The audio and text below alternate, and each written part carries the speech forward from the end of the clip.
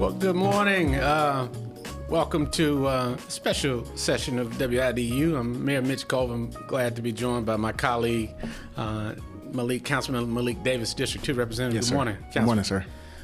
We are here today, and thank you, first of all, to Wes Cookman for being a gracious host and a great community member. And as Brother Wes continues to recover from the loss of Sandy, we certainly keep him and his family in prayer. So best wishes to Wes this morning, but thank you for the opportunity to allow us just to share.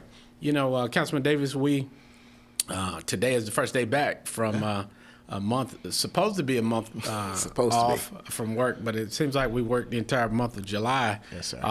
Or most of it. And so we want to share today some of the important issues that we're facing, some of the things that we have a meeting today. Our normal work session starts back at 3 p.m. today, where the City Council will then have its normal once a month work session where we, it's not a formal meeting, but it is where we have an opportunity to dig deep into some of the staff presentations and prepare for the upcoming meeting on next week. So look forward to doing that. So how you doing? I'm good, sir. How are you?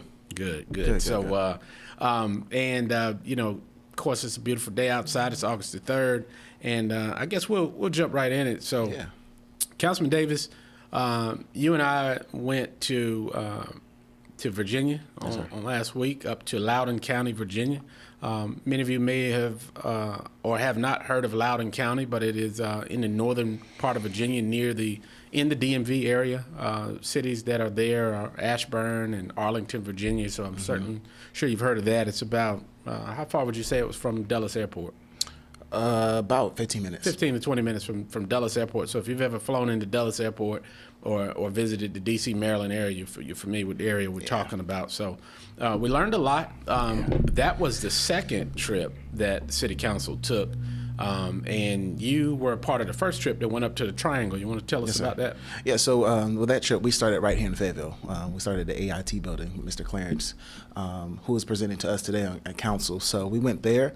Then we went up to Raleigh. We saw about 2 or 3. I missed one because I had another meeting to attend, but we saw like the smaller scale data centers. Maybe not so small, which is the smallest one is in AIT building, but the one step closer was the ones in Raleigh. And, we went up there, we had conversations and talked about different, asked a lot of questions. Council asked a lot of questions. There was quite a few of us, not all of us made it, were there, but most of us were there trying to learn and get an experience about what data centers are really about.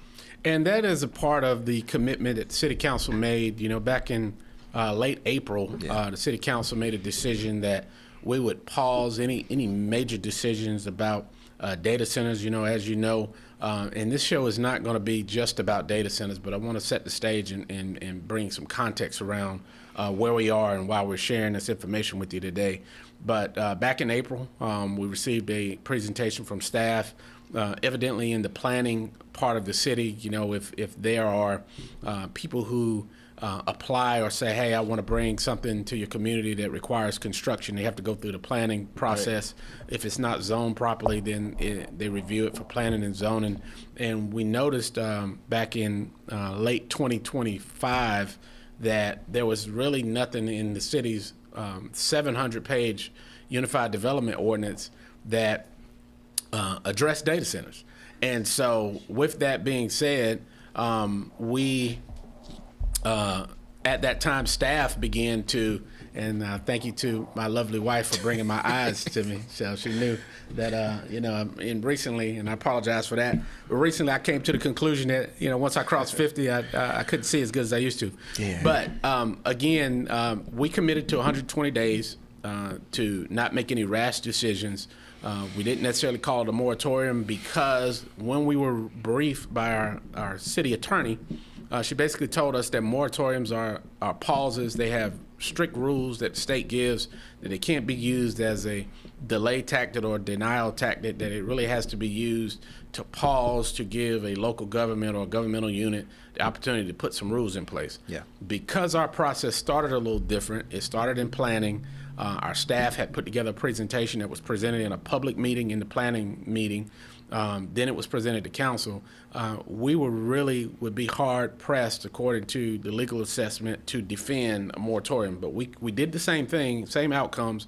We paused. We said, listen, it will take us time to do our research. It will take us time to vet ordinances, to understand and talk to communities that have these data centers here, and to figure out what it is we need to do to protect our community. And we've done that. We committed to doing it. Councilman Davis just shared that a trip was taken to the Triangle, which I think Raleigh, if I'm not mistaken, has how many? 10? It's about 10 days. Yeah, 10 data centers in Raleigh and Wake County. And Charlotte has 12 to 15. And so this was something new to our community, and so we addressed that. Also, and then we committed to not only doing our homework, but then having these discussions in a public meeting. And I think we've had probably 3 meetings to where we've allowed the public, during our public forums, which are once a month, to come in and to talk about their opinions, their fears, the things they've heard. And so what we wanted to do was separate facts from fiction today. And I'll say this. This is not the city council saying that we need, and first of all, let me clarify this. What is a data center? People have heard a lot of conversation about what it is. And so to make it plain, and some of this, I learned a lot during this process. When you hear people say it's in the clouds, you don't store it like you used to, where a big computer has a big room in the back of an office or corporate building, which is technically a data center. Companies have moved away from that to put things in the cloud. So if you have any kind of account, whether it's your bank account, whether it's My Chart, if you go to the doctor and you have My Chart and you've got to put in a username and a password, then that information is not in the physical clouds. It's stored in an office building somewhere with hundreds of others or thousands of other computers that are called data centers. And so, you can speak to that. And we learned and actually were able to go and see some of these. Part of what I want to clarify today is that, Google, if you use Google, Google's information is stored in somebody's data center. I mean, the same thing you're using to garner your information and do your research, because I would be hard pressed to ask that if I was in this number, if there are any of the people who feel so strongly about this have ever actually been to a data center, or did you get your information offline somewhere? And so we wanted to talk about that a little bit. Yeah. So, like you said, when we went in there, there's storage, it's a big facility. Let's be clear. The hyperscale one's about 1 million square feet, 1 point something million square feet, right? But they don't just hold one person's data. They hold multiple people's. If you use ChatGPT has a data center that holds their information. So it was really important for me to go, Mr. Mayor, because we can hear about stuff. There's about 4 different learning types, right? I know visual and physical is mine. That's my best, my hands-on is about my best learning strategies, right? And so for me, I was able to use my learning strategies to understand data centers. I heard about them. I heard from residents. I heard from different people, but myself never even really understood what it was until I actually went there. And so it was important for me to go there because we learned a lot of things in reference to like the sound, the noise. Myself, you, and Councilwoman McNair, we all went that were able to go at the time. So me and Councilwoman McNair, we actually talked to residents who live close by a data center. And I think that was more important to me, that I was not able just to hear from residents who heard about data centers, but residents who experience a data center. So that was important for me. Yeah, and I think that's important to talk about. And, any community, we've received a lot of emails from the town of Eastover, from Eastover residents. This is what I'll say. I can bet you that if the city of Fayetteville and Cumberland County didn't have anything in this ordinance to address this, that I can almost, with 100% certainty, say that the towns like Eastover don't have anything. And so their town board at some point will need to pull their ordinances out, whatever their rules are, because in our case, if someone would have applied to build one, just like this is what's happening across the country, and we didn't have anything forward, then the decision would have fell on the city manager. And one person would have made the decision about whether this fits or it doesn't fit into the rules based on what we have. And so as we're updating our ordinances, my recommendation for Mayor McLaurin, the mayor of Eastover, the town board, and to let your citizens, you all are probably going to have to go through the same thing to say what your town does and doesn't want, you know, and I think that it would be better served to direct some of that energy to your elected body, just like the citizens are doing here, to have that conversation for your various jurisdictions. And if the county is in charge of your planning and zoning process, like a lot of these small towns and communities are, then you need to direct that to the county commissioners, because they're going to be in charge of making decisions about what goes on in your community. Yeah, Mr. Mayor, I think that's important. I think that we need to shift the conversation. And I told my colleagues, you know, if you present a moratorium, I'm open to listening to what you have, right? Because as elected officials, we have to be able to understand both sides before we make a decision, right? But I think the conversation has to shift to what do we need as a community to protect us in the ordinance, right? Because that's what brings protection. A moratorium brings temporary protection, but an ordinance brings permanent protection. And also, ordinances can be changed by council, and we could put even more stricter requirements on the ordinance, because that's what council can vote on. So I think when we shift the conversation, because I hear a lot of no to data centers. We are against data centers. I understand what you're saying, but the facts is that we have to have protections in place to protect us, to when they do apply, this is what you follow. This is how you go about it. And I think when we talk to the vice county chairman in London County in Virginia, he spoke about some of the protections that we can also add to our ordinance. And I'll share this story. Is when I went to NLC, which is an North Carolina League of Municipalities conference that we had in April. City Council of Fayetteville already had our ordinance in place, right? But we didn't adopt it. Right. And a lot of my colleagues around the state have heard about our ordinance. And so some of them have asked me, hey, can you send me y'all's ordinance that your staff came up with? Because ours is one of the most restrictive ones, right? And so I sent it to one of the counties, one of the cities, and they've already adopted their ordinance based off of the city of Fayetteville, because it was so restrictive to data centers, right? And so, you know, when I went to Langdon County, we talked to some residents who live like right across the street. And I asked them, I said, listen, what's happened to your water issue? Like, has your water been contaminated? Has anything been wrong? And he's been living there since a long time, like 10 plus years. And he said there's nothing that has happened to his water. Well, that's what we want to do today, is we want to jump into fact versus fiction, but I want to point out something that you just said that's very important. Ordinances bring protection. No rules or ordinances is a free fall. And so it's incumbent upon us to do that. Other thing you said that's very important is, regardless of what side of an issue that the elected body is on, we're not there to make decisions based on our personal opinions. We're supposed to do our research. Right. And we hear cases all the time that where we may or may not personally support things. In fact, special use permits when someone wants to put a group home or a transition home. You may have a personal opinion about it, but it's your job to hear both sides of the story and to do your own research. And in fact, the rules that the state of North Carolina says is that you have to have professional testimony. That means that it can't just be opinionated. It has to be from a licensed appraiser, or so if you're going to say this is going to detract from my property values, you have to have someone with credentials that supports what you say. We call them findings of fact. And so it's incumbent upon us. You know, what was a little disappointing is, you know we had Councilman Green, who was out of the country, so travel impacted that.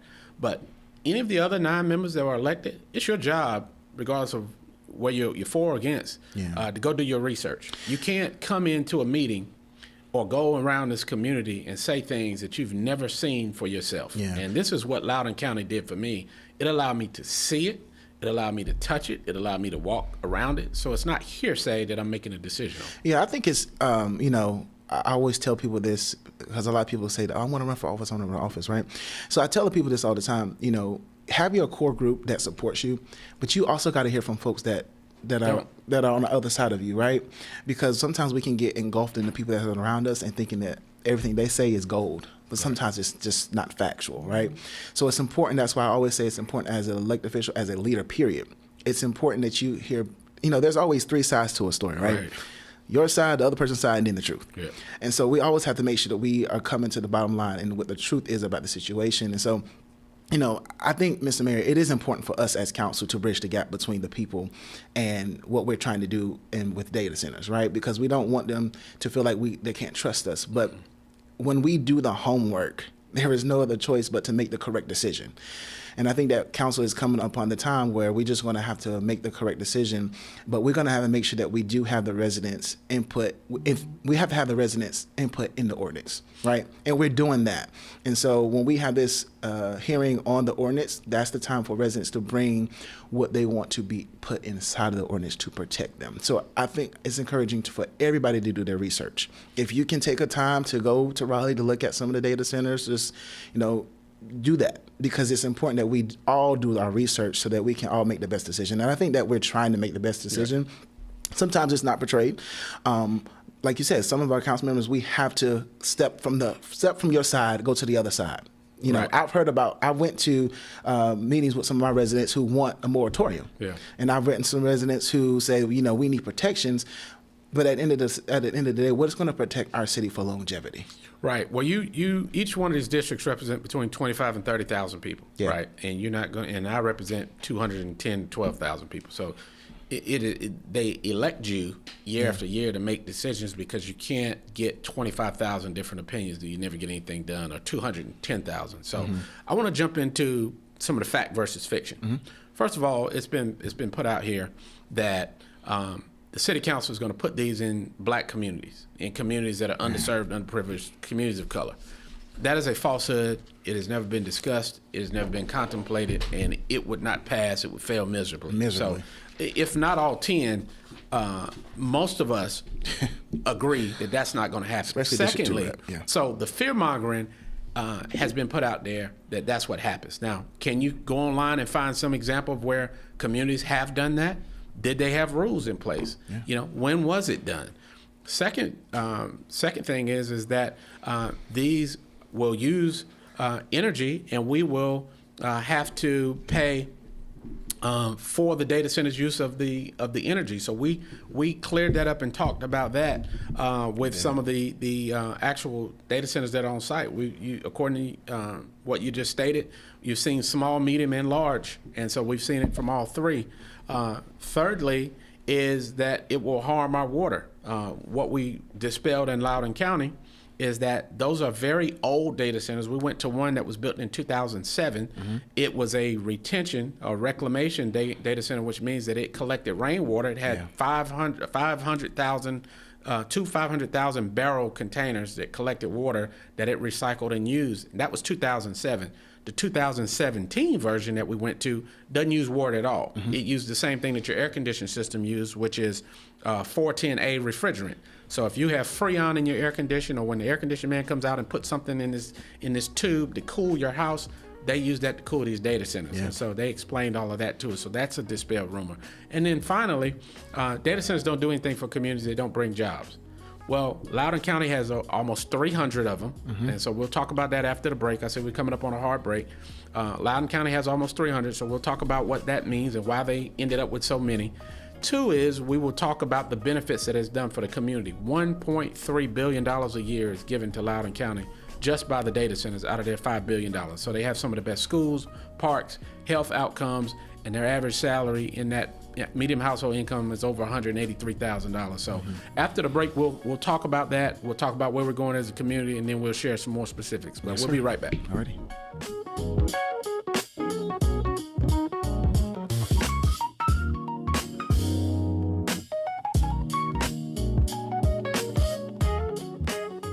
Key senators have unveiled a short-term spending bill to avoid a government shutdown during the middle of the upcoming campaign season. The bill unveiled yesterday would keep federal agencies funded past the midterm elections through December 11th.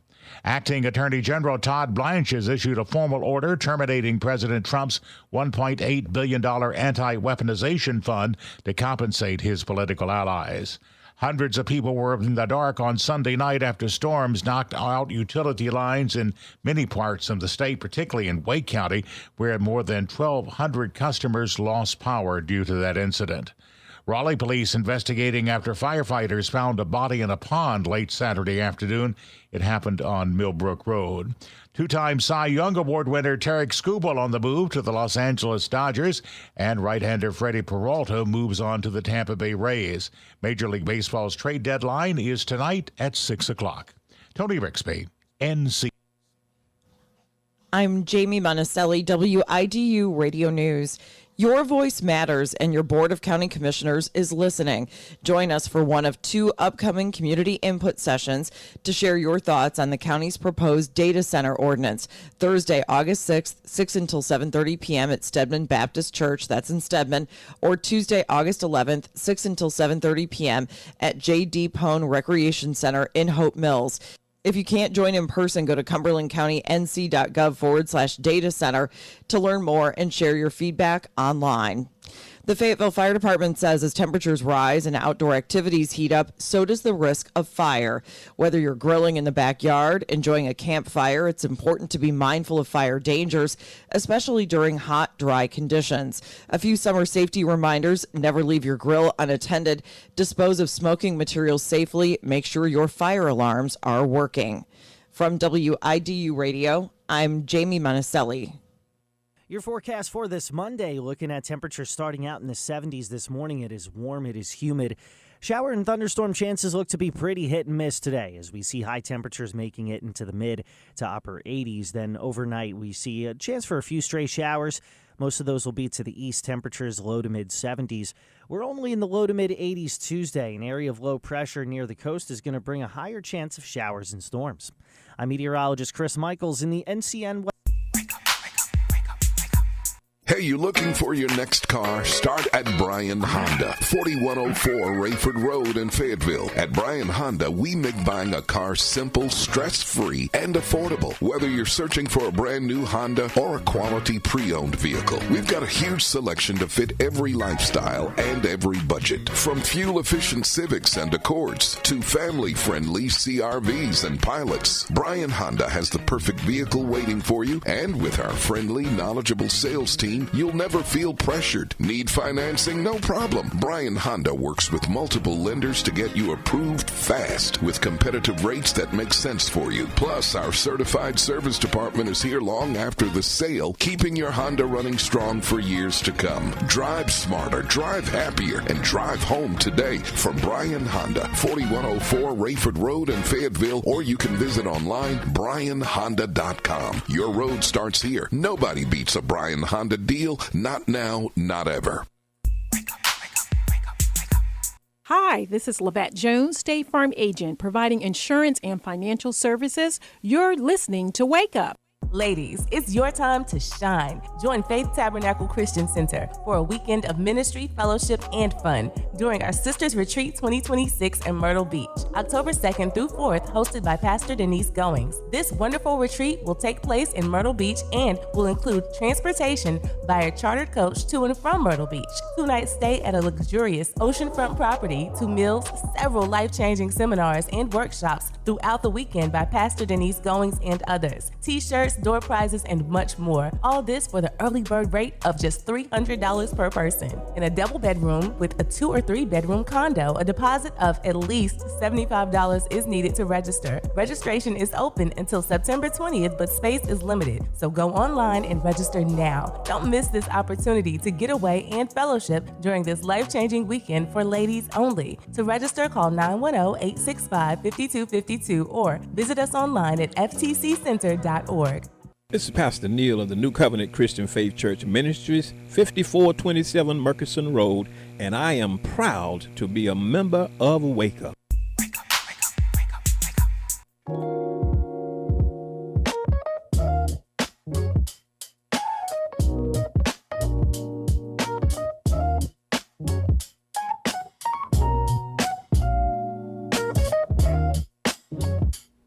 All right, well, we're back, and again, Mayor Mitch Colvin joined by Councilman Malik Davis, and we're talking about our fact-finding mission that we've been on during the month of July.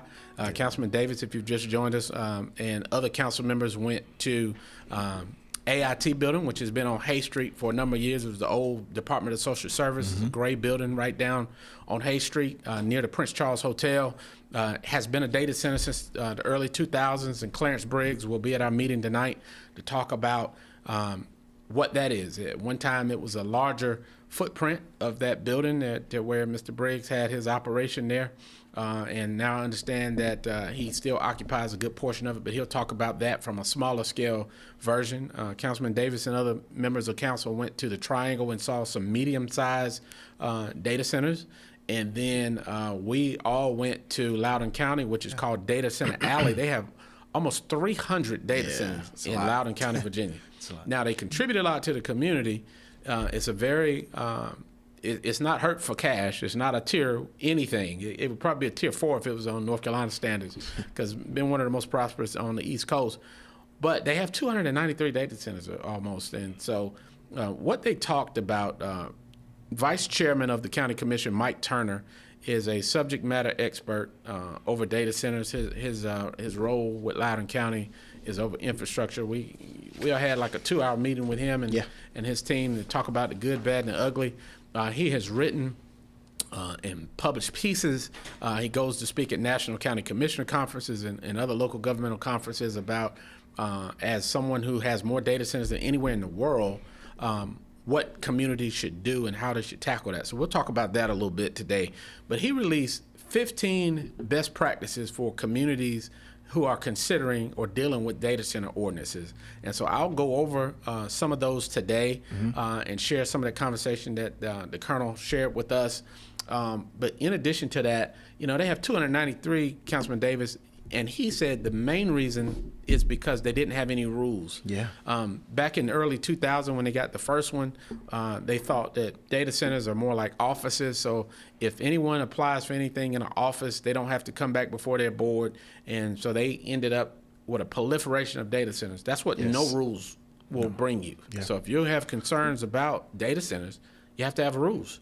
In order to have rules, you have to have it in your ordinance. Like you said, moratoriums are temporary for local governments to do it, and I applaud this council because, it may not be popular the way we do it, but the outcomes will be the same. The city and the county has a 6-month moratorium to pause while they get their ordinance in place. Right. The city called it a 120-day pause while we got our ordinance in place.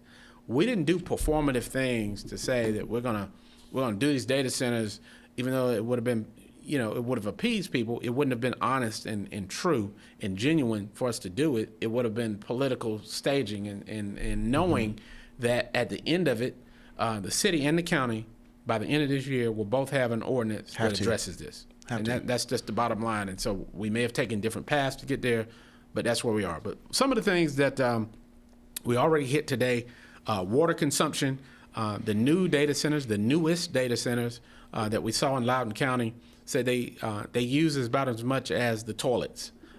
That is the water usage. They use 410A refrigerant that is piped throughout their system. It goes under the floor. It has its own cooling system that goes all the way to the roof, that brings in fresh air just like your air condition does, and it cools the equipment, and it recircles this 410A refrigerant.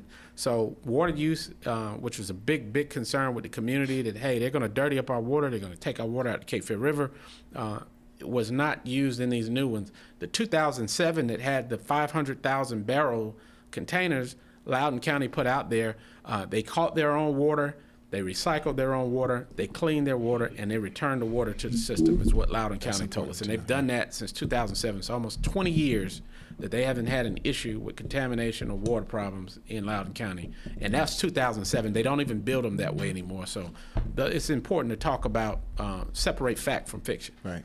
Yeah. Next one is power. Who's paying the light bill? That's what they wanted to know. And so here in our community, it's important for us to know data centers are not job drivers, but what they do have, the tour guys that showed us around these data centers are all licensed engineers. And it said that you have one engineer for every 3 kilowatts of a data center. So for 100 data centers, you have 30 engineers that are full-time employees there. So it's somewhere at that one that we went to between 30 and 40 engineers. Tell me where we have any employer in the city of Fayetteville that has 40 engineers on staff. So these are 6-figure jobs, well-educated, professional jobs. STEM is part of that, science, technology, engineering, and math. Is what we in communities that we've talked about. And so if you had one of these that didn't impact the community, that didn't take the water and didn't run their water bill up, you're still talking about employing 40 to 50 people in 6 figures. Then you had multi-million-dollar cleaning contracts that went to local janitorial services that hire people to keep a 1 million square feet building clean. So day in and day out, they're in there. So imagine if you have a cleaning business in this community and you clean an office building, you know what the revenues from that is. Imagine a 1 million square foot building that you're responsible for cleaning and keeping clean. Then you have the security that hires local people. It's very secure because of the sensitivity of what it is. Bank of America, Truist, name any bank that you deal with, they have their information stored in a data center, and so you have to show your ID. It's a secure facility when you come and go. So the jobs piece, you don't get these for jobs, but they create jobs. You create thousands of jobs to build a $2 or $3 billion building, and then at the conclusion of that, you're hiring professional engineers, which we've talked about what we need in this community. You hire security, and you hire local businesses to keep it maintained. And so he also talked about emissions. That's been a big thing.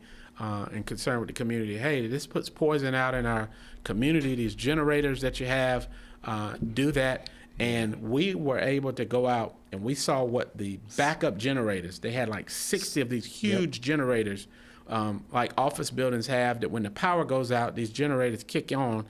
They're in self-contained trailers that are noise proof. So they run, but you can't hear them running. In the event that they come on for testing, or if the power goes out, that they are checked every year by the state and by the EPA to make sure they're not emitting anything. And what he akined it to was that each one, because it's a diesel generator, when it's turned on, it generates a same amount as a tractor trailer. It would generate it to crank up the tractor trailer. You see that? But our road is full of 18-wheelers. Our society would not function without tractor trailers. Yeah, and I think it's important to note there is that those generators are only ran when they're tested, right? Yeah. And they only test it once each month. And it was 64, and when we went up there, I expected to hear this loud sound. But because they were enclosed. And so these are the type of things that we can make sure that we have in our ordinances that says you are going to be self-generated. You're going to make sure that you're not using our water, and you're going to make sure that you have enclosed generators so that the sound won't be affected by, the residents won't hear the sound. Right. And in addition to that, it also showed that each generator, you're able to put the number of hours that it actually had to run. And it was 64 hours in the last 9 years 64 of the generators that the computer had on there that it had ran, and that was for the required testing that EPA does when they come out and inspect it. And so that was a huge part to talk about. But again, he said that these are things that you put in the ordinance to make sure that your community is protected. Setbacks. What is a setback? How far off the road or the highway, or how visible are these buildings? These look like corporate office suites. And so we'll post some pictures of what we were able to take online. It looks like Research Triangle Park or some of these other places that you've gone to where you see these big, beautiful buildings. They're not clunky. They require their ordinance to make them pretty. It started out as office space, so a lot of them look like corporate offices with glass fronts. And so he said, but make sure that you put setback requirements. 500 at a minimum, 1,000 is recommended. So I think that the city is and that's from residential as well. That's from, and I think that even from residential, we make the buffers even stronger if it's close to a residential. But these are setback requirements to where you can't. So that dispels rumor number 2, which is they're going to put these in the middle of a minority community. And let me address that, because when we went there, they were not around those type of areas because our hotel was surrounded by data centers. Right. So these were not in those places, and I can assure you, for sure, as a District 2 rep, because District 2 is one of the largest districts, and whenever a data center do come, I'm sure that they'll be looking in some area of the District 2, and I want to reassure that my district understands that. If it's in one of the areas that are not the most wealthiest, I will make sure that I do my best to keep them from operating in that zone because we are here to protect our residents because this is what we're elected to do. I have some of the lowest impoverished neighborhoods and I have some of the richest neighborhoods in my district. And so my goal is to always make sure that I protect all of my communities in my neighborhood. So I can only assure from my seat as the district rep that I will do my best to make sure that this thing is done correctly and the protections are in place for District 2. Absolutely. And I had a great opportunity to have a great conversation with the NAACP about a week or two ago. And it was a great conversation because they asked some really great questions. A lot of them were invited to come to the meeting tonight so they can hear the presentation. Tonight we'll have professionals from NC State, which is one of the leading engineering schools in the state, if not the country. We'll talk about the true and the false of that. We'll have Clarence Briggs, who we talked about, has had a data center since the early 2000s, right here on Hay Street. You never knew it. You drive by it every day. Then we'll have other professionals that do it. But what the NAACP, pulling something from the national website, and you can go to the NAACP's national website, it said, make sure that there's a pledge that you have to stop dirty data centers, which everybody supports that on the city council that I've talked to. That one is that you protect the communities and you don't do those things to impact people in a negative way in low wealth communities or distressed communities. Two is that you do a moratorium when necessary. Their national site said when necessary. If it wasn't when necessary, if they just said do a moratorium, they would not, on a national site, given to these chapters to say do a moratorium when necessary. Necessary is for you to get your rules in place. Right. That's what Secondly, a moratorium they said make sure that the communities benefit. So part of what Loudoun County said is that with each data center there, they have community benefit agreements, CBAs, which basically say that you've got to do something good in our community. I shared months ago when we first started this conversation that Huntsville, Alabama said Meta donates $1 million a year plus to the school system, or they pay for new teacher programs, or they supplement their teacher pay. We need to figure out how it is that if and when these come to our community, the community benefit is there, that we require anyone who wants to do business in this community. We're tier one. We're trying to pull out of that our schools need money, our teachers need money, our neighborhoods need money or jobs, that we need to get a Meta or someone who chooses and says, I want to be in Fayetteville to do something to the benefit of the community. So they've got 293 data centers that do something for Loudoun County. Yeah, and Mayor, my flight was a little bit later than, the rest of you all's, and so I had to stay over just 2 hours later. So I went to dinner at a local restaurant there, and as I was sitting there, I saw a group of African-American people. They looked to be very important, whatever, but I didn't know who they were. So I asked the lady beside me, who were they? Right, and so they were all of the top doctors and lawyers and attorneys and all the who's of Loudoun County. And so because I want to hear from everybody, I asked her, I said, hey, where you guys stand on data centers? And so they're actually, they have different opinions on them, but I asked them, I said, well, how is this affecting your community? They said, well, it's not affecting any of the issues that, that I mentioned, that we mentioned, like the water, electricity. They said, but the only thing that we don't want them anymore is because we have so many. Yeah. So it's easy for them to, say that because they have so many, because they've already gotten tax base. Everybody has jobs because of the, all that kind of stuff. But the important role was that the thing that the lady told me beside me, her name was April Taylor.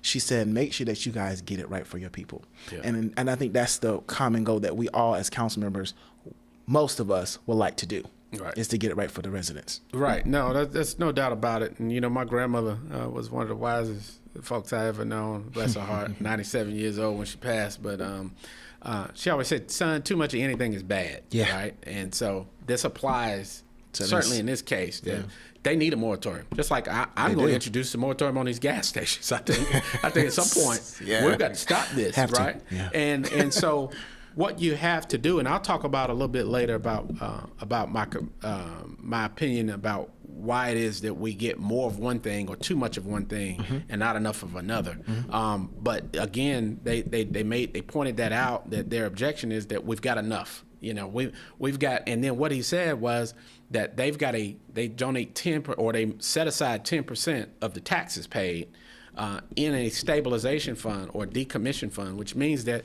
what if one day technology changes and data centers go away, and now they've got 293 buildings that now don't have a purpose? Yeah. He said, so they set aside money for a rainy day, and they put it in their ordinance that if you go out of business or choose to leave this community, you're committed with repurposing this building.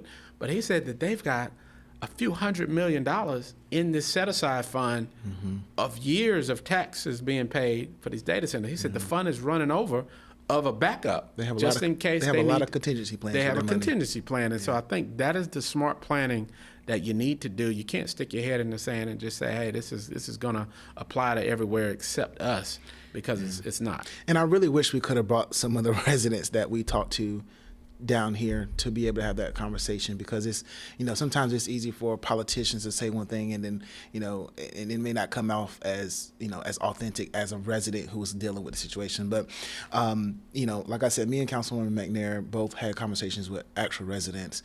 We could not take pictures of the inside of the data centers, Right. but we were able to take pictures of the outside. So we just hope that you all, be able to experience what we experienced. So if you have the time, see if you can reach out to a data center, go to one, so that we all can get the same research, because it's easy for us to sit here and say that this is research we have, but this is the facts that we have, and we just have to go based off of what the facts are. And so, as you mentioned, the vice chair in Loudoun County, when we had the conversation with him, I specifically asked him these words. I said, "So you're telling me that data centers aren't bad; they just have to be done correctly?" And he said, absolutely.